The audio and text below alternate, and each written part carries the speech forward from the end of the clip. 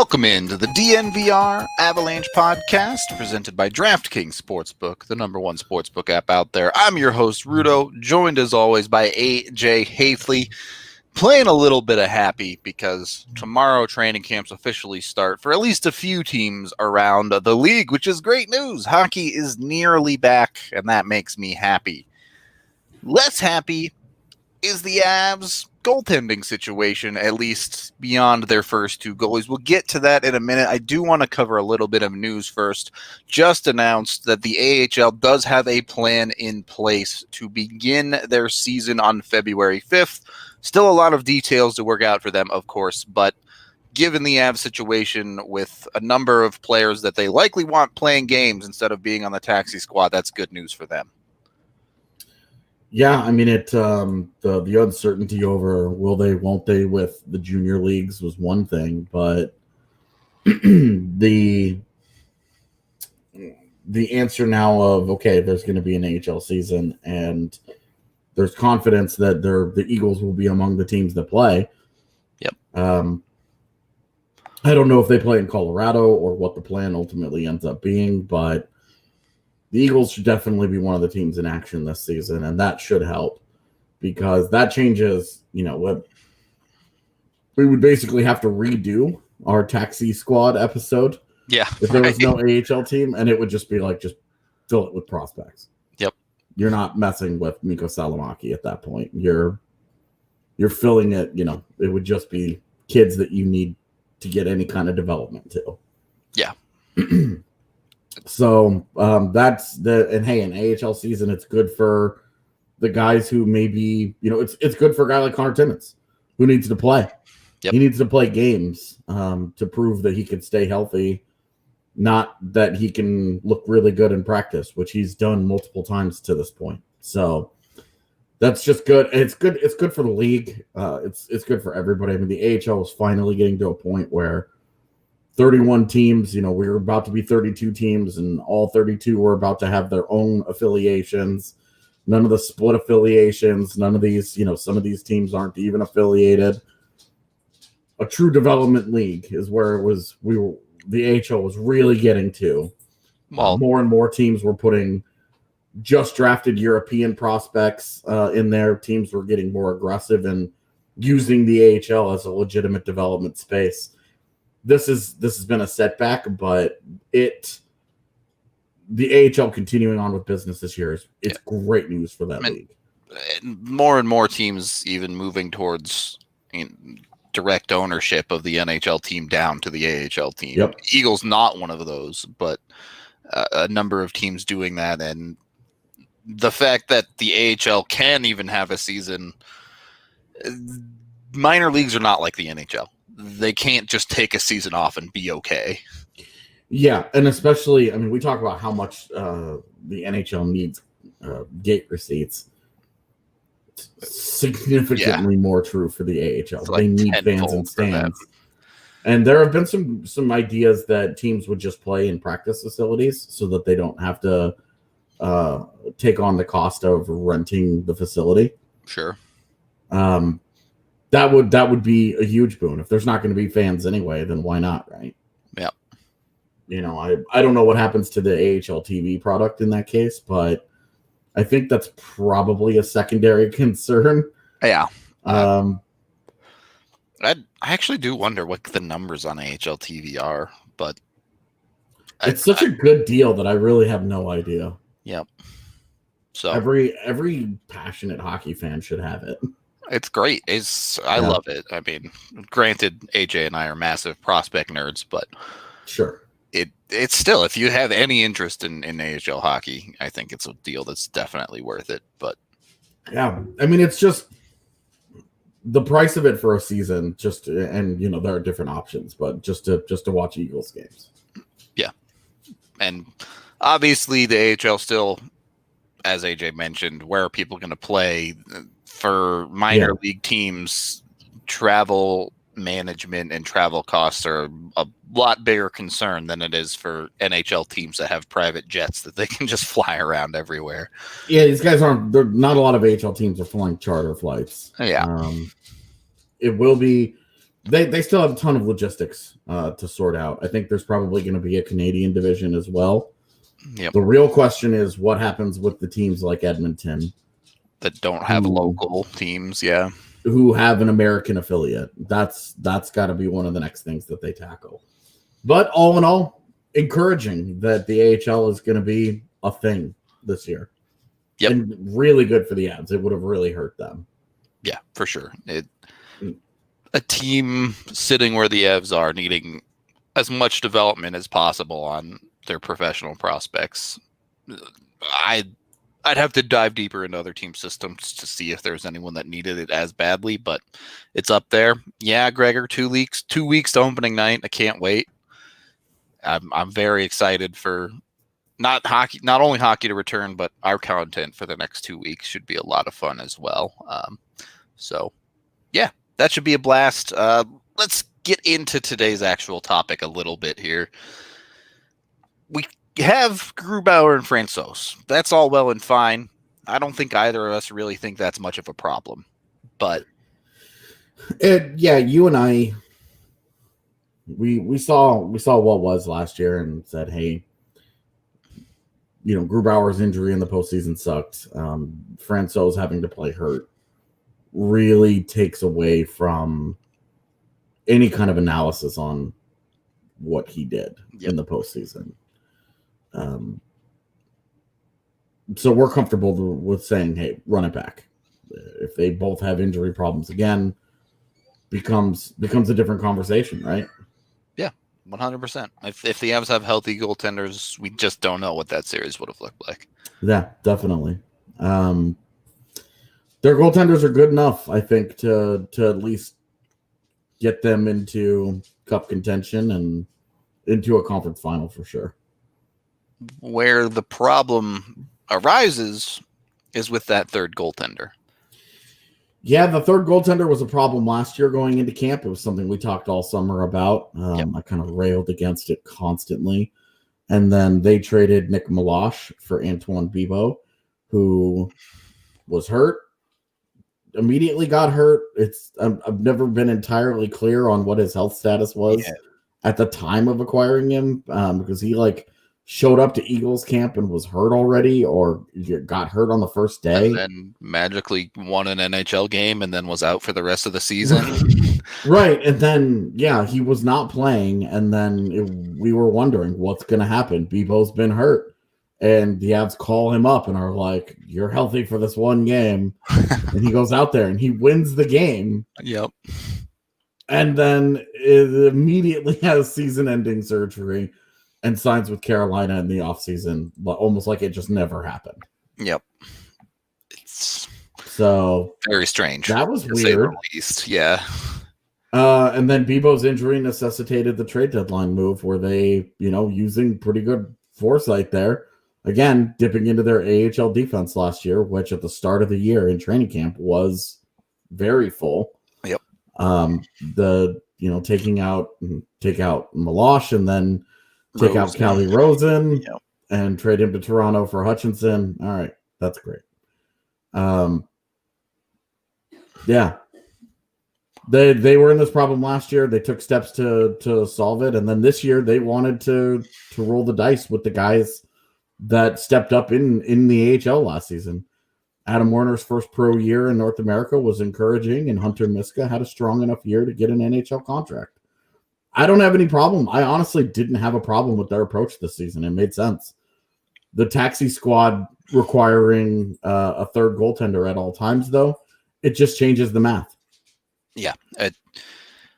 Particularly, I think, with Adam Werner, a guy who last year was his first year in North America, and there's certainly still some things for him to prove in the AHL as far as consistency is concerned. And so putting him as the third goaltender would put the Avs in a tough spot where, great, he's practicing with the NHL team, but you don't get to see what his consistency looks like over a course of games if he's with that taxi squad. I mean, it's great to be working with UC Parkula every day. Yep. But goalies need games. They need to be in the net. It's one thing that we talk about when a guy gets drafted and developed. The guy has to have reps. He has to have a net. He has to be in goal. He has to be playing consistently to develop. You don't develop just in practice.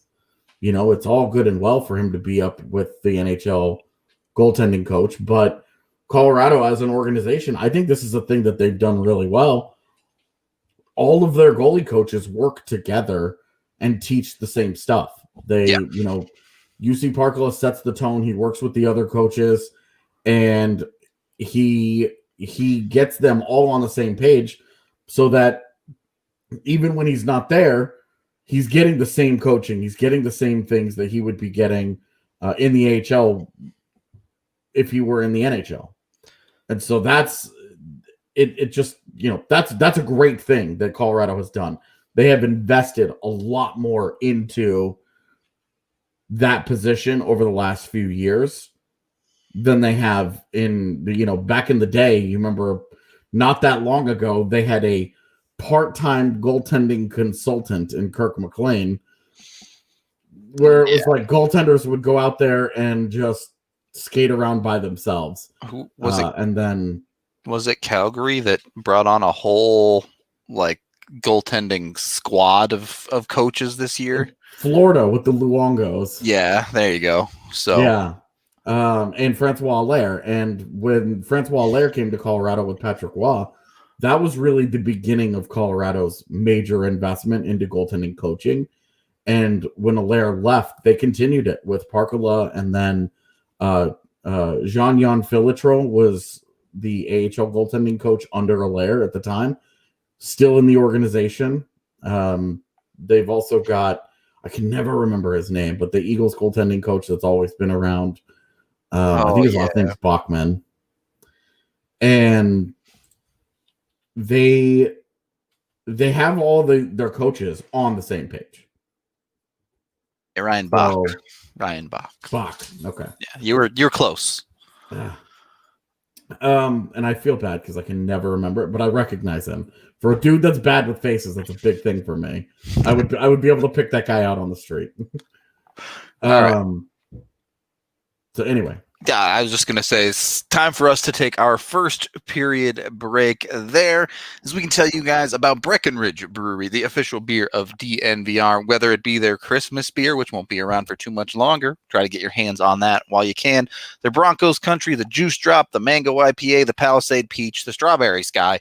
Those are just like the random ones that came to my head. There's plenty of other flavors as well. They have a bunch. So go to the Breck Beer Locator online to find some near you and choose your favorite type of beer. If you can't find it and you're local, you can get it all down at the farmhouse in Littleton. So if you're in Colorado, be sure to head on down there and give some of their amazing beers a try today.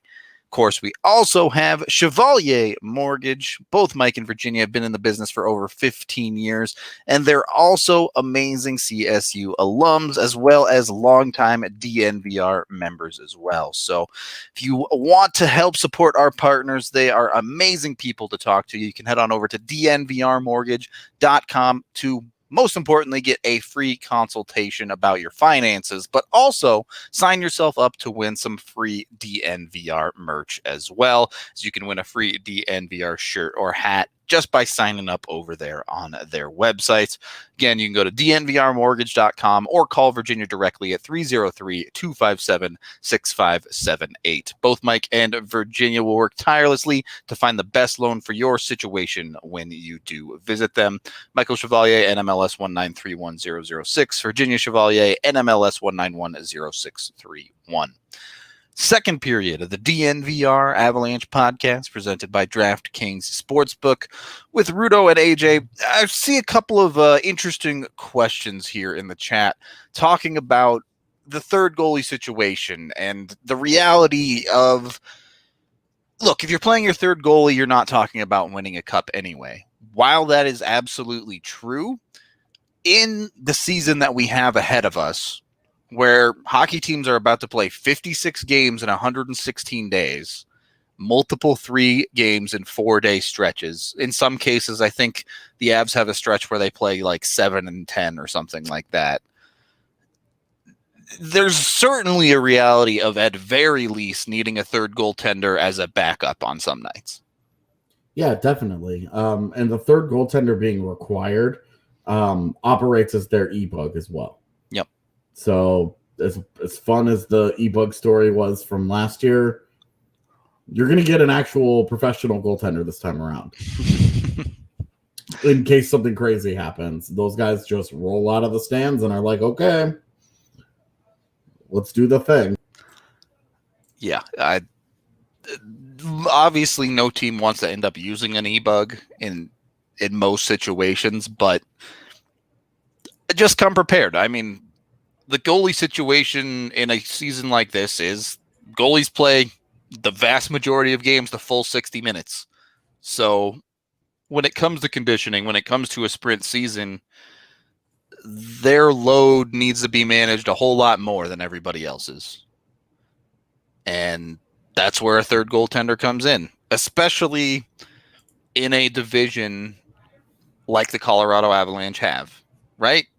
You want Grubauer, you want Francouz ready for those games against St. Louis, for those games against Vegas. If you're at the end of a long road trip and you have a game against LA or a game against a struggling Arizona team, you might try to find a little bit of rest for somebody.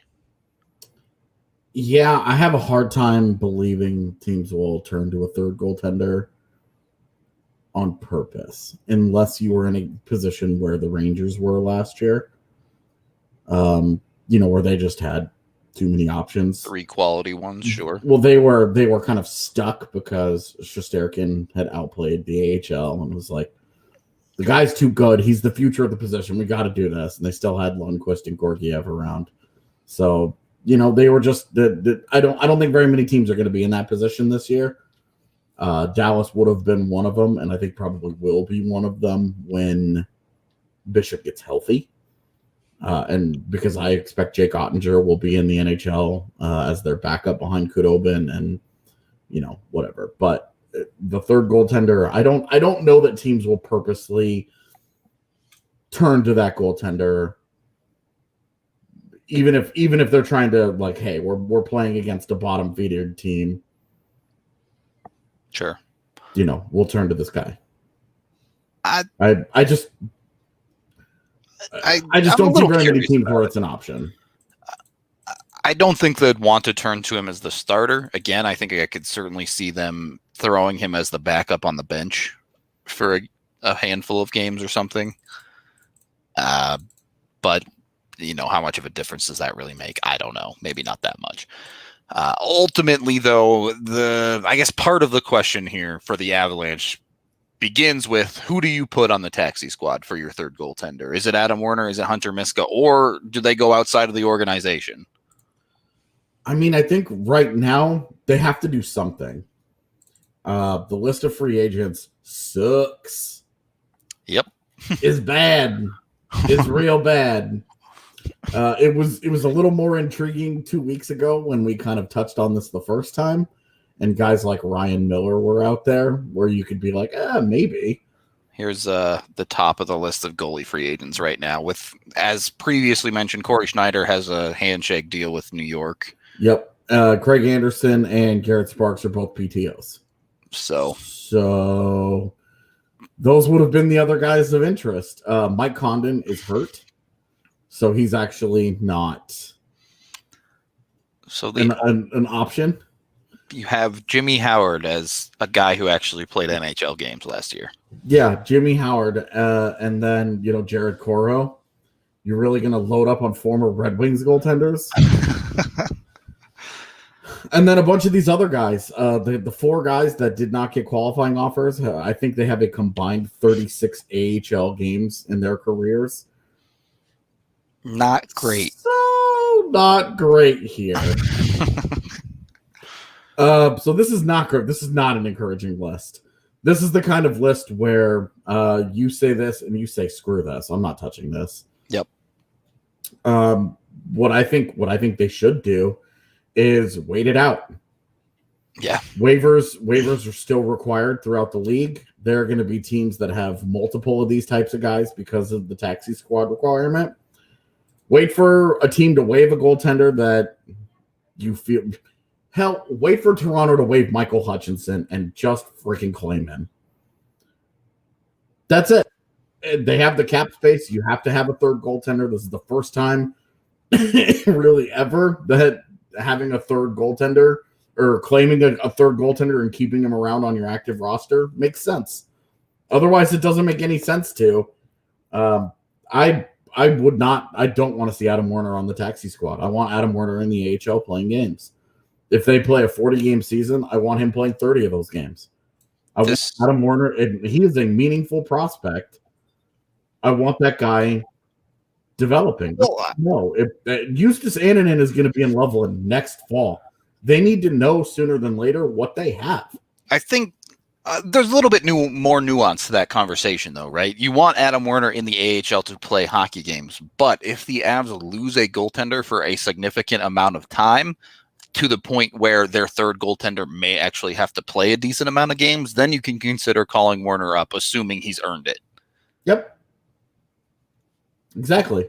But having him sit around on the taxi squad, not playing games, you enter a tough situation because let's say the Avs go 30 games with healthy goaltenders before one gets hurt. Mm-hmm. And now Adam Werner hasn't played a hockey game in 3 months. Are you really going to start that dude? Yeah. So leaving him on the taxi squad is the problem the Avs are facing is how do they manage their goaltender situation with a taxi squad where you have a player just not playing? Yeah. Miska is the dude that I would say if they don't add anybody else, he's my taxi squad goaltender. Because you don't really, this sounds bad, you don't really care if that guy plays or not. From an NHL perspective. Yeah. You're trying to develop Werner, and he needs to play in order to do that. Yeah, pinking just flat out. So the third goalie will be the emergency backup. So yes. At very least the goalie shows up. The call up situation is a little tougher because a guy, you have to go through the taxi squad to get to the NHL team. You have to have a 7-day stop. Yeah. You have to be on the taxi squad for 7 days before you can be put onto the NHL active roster. Now, there are emergency situations, and the emergency rules will be laxer this year than they have been in previous years. Yep. I don't know. I never got around to actually looking up exactly what they were. But I don't know if they released exactly what they were yet. Yeah. Yeah, there's the actual documentation from the NHL on this stuff has been hard to come by. For sure. But it is a situation at the moment where I think you just say we need a fifth goaltender. You claim a guy. I think the best route is just to claim somebody. It happens every single year where half a dozen goalies get waived. And it may happen a little bit less because of the taxi squad this year, but it's still going to happen to some extent. Who was it you were talking about before the show that has a 42-man training camp roster because of all the goalies they're bringing? So yeah, they have 6 goaltenders. Some of those dudes can't make the lineup. Yeah. Now, will there be a viable one? We'll wait and see. But right, if some of these guys go through waivers or like the guys that we saw on that free agent list, then it's just like, okay, this is the same thing. I was having a conversation with, I forget who it was. Was it Apollo in the DNVR lounge about the potential of Calvin Pickard, a guy who's been waived half a dozen times over the last couple of years? Yeah, I don't know how many goalies Detroit has under contract. I know they've got Bernier and Grice, and then obviously Pickard. Oh my God, they have a ton. They also have Kevin Boyle, so somebody's going to be. Some of those guys have to go through waivers. Like somebody's going to be ripe for the picking. There are going to be teams that have that extra goaltender at this point. Where Colorado, the last thing they need to do is trade for somebody again. Just don't There's even. There's no reason to give up an asset. Oh yeah, see, Hutchinson is back in Toronto along with Aaron Dell, as well as Freddie Anderson and Jack Campbell. So That's another team that's going to be. There are teams that have too many goalies. Yeah, there are going to be guys that have to go through waivers. And it's just like, look, just pick that guy up, bring him in, and let him be the third goaltender. It's fine. I would prefer that and to leave Werner down in the AHL. Sure. To play games. At some point, if he plays well and then injuries and then blah, blah, blah, blah, that's a conversation for down the road. But for right now, I want Werner playing games. Can't disagree with that take. I think, as you mentioned, with Annunen 1 year away, realistically, you have to find out who Werner is right now. You can't wait around on that. Because they're burning the first year of Annunen's deal, allowing him to stay in Finland this season. If Annunen gets here, when Annunen gets here next fall, you want him playing in Loveland. You don't want him playing heavy backup minutes in the second year of his ELC behind Werner because you got cute this year and you're still just like, I mean, what's going on? What makes that conversation even more potentially confusing is that at the end of this year, is Grubauer still an Av? We have no idea right now. Well, and that is a completely different. What's funny is that's a totally different conversation. It is, absolutely, but it still plays into the future of the goaltending position in Colorado. Oh yeah, but you still want to know, is Adam Werner a meaningful NHL prospect, or was it a flash in the pan? For sure. On that note, we can take our second period break. Let you guys know about a DraftKings Sportsbook for the next couple of days through the rest of 2020. They are giving you an offer to win $100 when you bet $1 when you sign up for a new account with code DNVR and bet on who is going to win the college football championship. AJ, who you got? Who you putting your dollar on? Clemson. Yeah, he's sticking with it. He was Clemson at the start of the season. He's sticking with Clemson now. AJ will definitely not pay you $100 if you go with his bet and he's wrong, but he won't be wrong. So just go win yourself $100. I'm a big Trevor Lawrence fan. Always have been, and I'm just not betting against the guy who's lost like one game in his college career. There you go. Hard to bet against that. Go win yourself $100 with only risking $1. Download the top-rated DraftKings Sportsbook app now and use promo code DNVR when you sign up to get that 100-to-1 odds on any team in the college football semifinals to win the whole shebang. Again, code DNVR to let them know we sent you.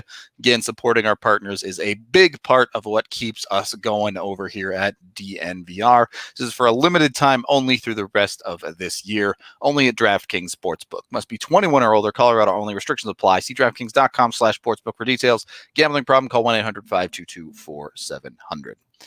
Third period of the DNVR Avalanche podcast, presented by that DraftKings Sportsbook, where we're digging into a little bit of the minutia of the Avs goaltending situation here for sure. But the reality is you have 4 to 6 spots on a taxi squad. There's a very real possibility that you don't even use all 6, but one of them has to be a goaltender. Mm-hmm. And there is a case to be made that you go out and get one of these random guys on the market right now, because again, you don't have to give up an asset for that. Mm-hmm. But it just nothing feels super good as a third goaltender right now, besides maybe getting a guy off waivers. And even then, you're relying on other teams to waive a capable guy. Well, and if we were going through the entire league, we could find. I have no doubt you'd find some decent ones. Yeah, it's just the thing is, I mean, like we're talking about the third goaltender. That we've talked about Hunter Miska. I don't understand the chat asking about Hunter Miska. We've talked about him. But he's not like a realistic third option for them. He's not that great. He's a fine AHL goaltender, and he was a great story last year. He should be there if they don't do anything. I'll say this again. If they don't do anything, Hunter Miska should be the taxi squad goaltender.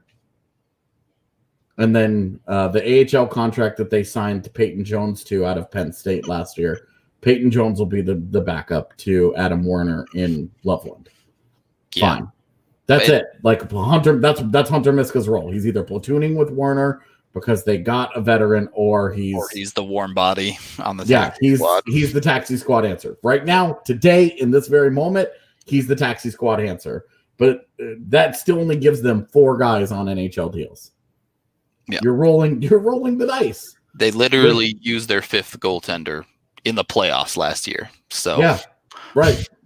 So that's it. That's all I've got to say about Miska. I wouldn't play him in the NHL. That's it. Yeah. And either way, like this idea of sign a college kid, sign a guy out of Europe. I mean, I don't know that you're going to pull somebody out of Europe and be like, have an NHL deal. Let's put aside who the 3rd goaltender is for just a second and talk about a tough reality that may or may not happen. Let's say the Avs do have an extended period of time during this regular season where they have to use a 3rd goaltender. Someone gets hurt, somebody goes down, whatever. How do the expectations for this team change? Hold off on playoffs, just regular season. Is this still a playoff team, first of all?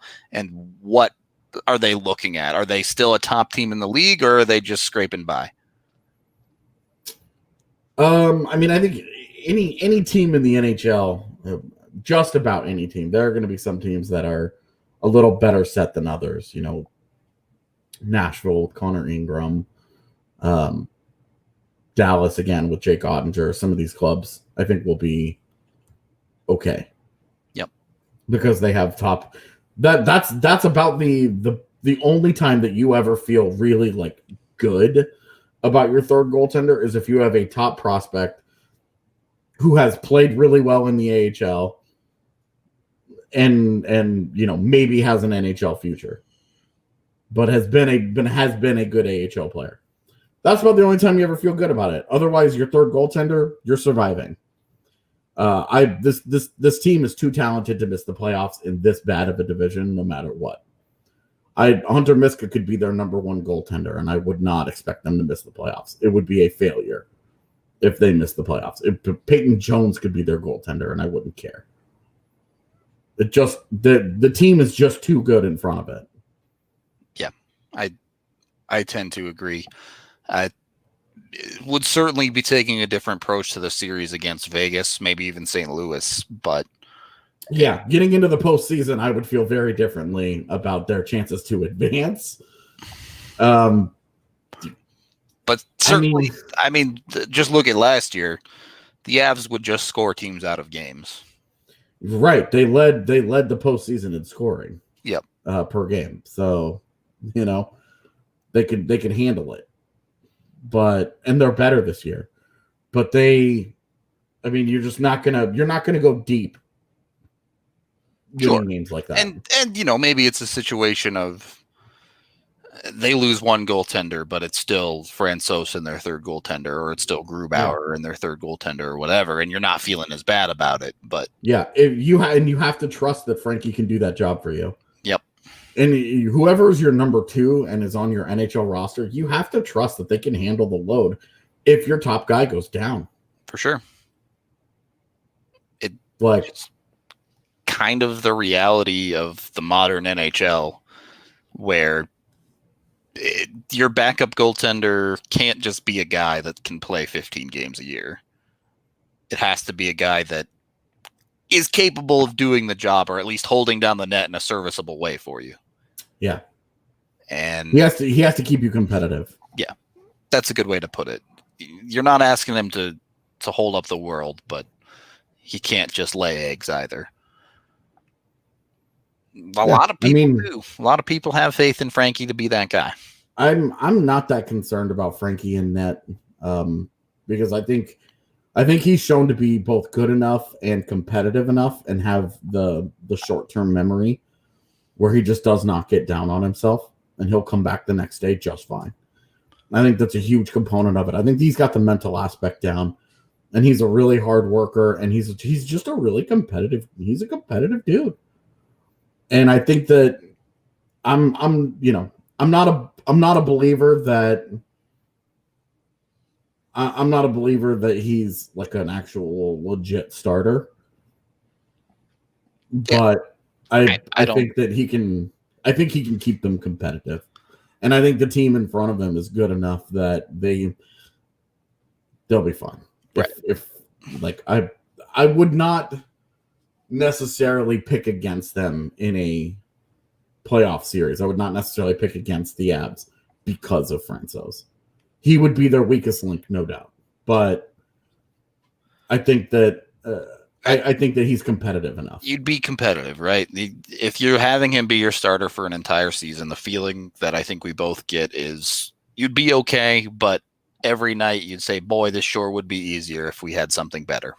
It across an entire season, you would say that might be the difference between a close like second, third seed race and winning the division running away. Yep. Like not a huge difference, but enough that you would say it this does matters. matter. Yeah. It's a good way to put it. Yeah. I would say I'm not worrying about them getting by Tampa Bay yet. Yeah, if you're playing Tampa Bay in the playoffs, you cross that bridge when you get there. I mean, yeah, like the only way all of this talk about the Avs could play Tampa Bay in the semifinals, like okay, but that means they got to the round of 4, and that's a step forward, and everybody's really excited. No matter what, they're gonna play a good team, no matter what. When they get there, it just doesn't matter. You're gonna play somebody good when you're there. Yep. So it's fine. How are they going to get by Vegas? How are they going to get by St. Louis? We've got a whole regular season to determine how that shapes up.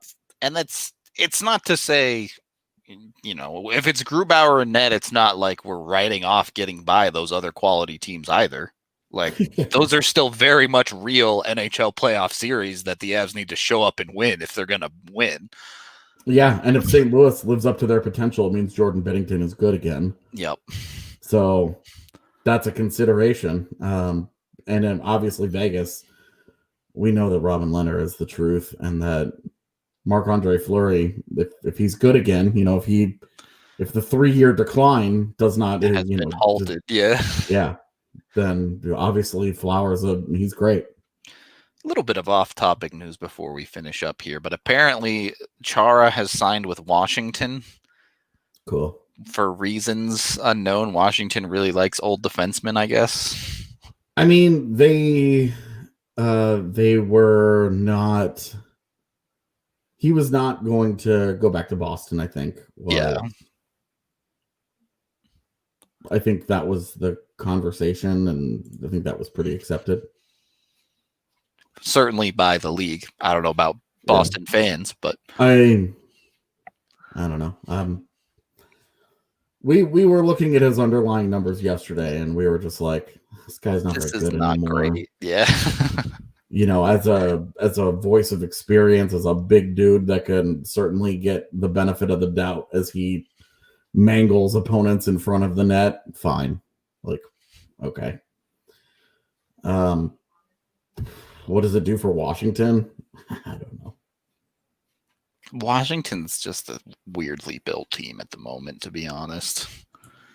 They have this weird youth movement that they're trying to hold on to while also managing Ovi, Backstrom, bringing on a Chara. It's just a weird spot that team is in right now.